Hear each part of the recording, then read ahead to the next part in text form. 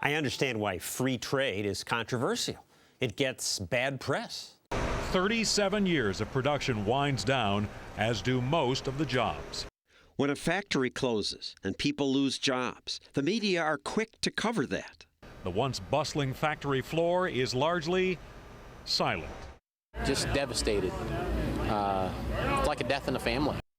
But trade creates losers and winners. It's easy to go to the factory site and cover the losers. They're all in one place. It's harder to report on the winners.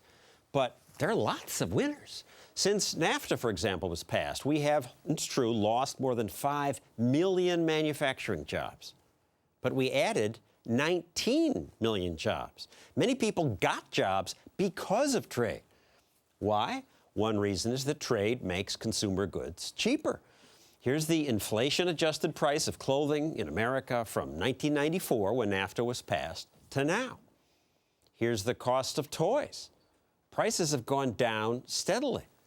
The same is true for television sets. Without trade, so many goods would cost more.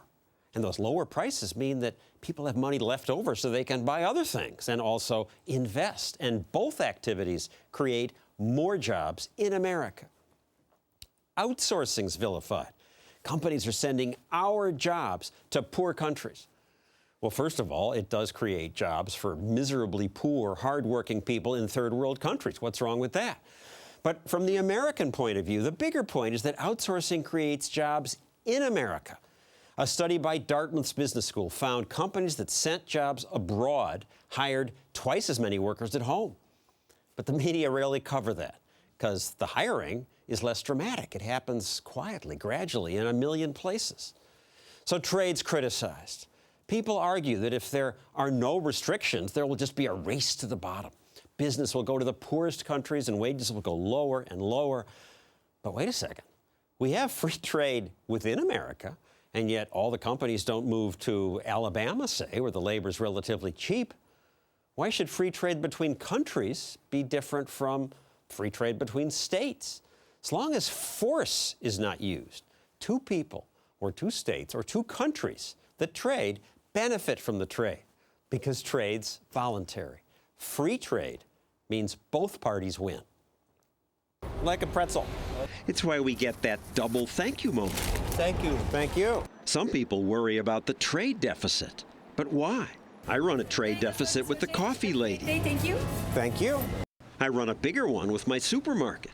I buy things from them, but they never buy anything from me. Yet it's not a problem. The market sorts it out. Thank you. Some people say that if we run a big enough trade deficit with China, they could use all our dollars to flood the market and devalue our dollar. It's possible. But if that happens, that would make American products cheaper and the trade deficit would self-correct. So what if we have a trade deficit? Next time you see the protesters screaming about the evils of free trade and globalization, remember this. A survey found that more than 80% of economists think America should eliminate all trade barriers, all of them. And that would be good. Get rid of these things. All of it. Leave free people alone to make whatever trades they want. Then we'll all be richer and freer.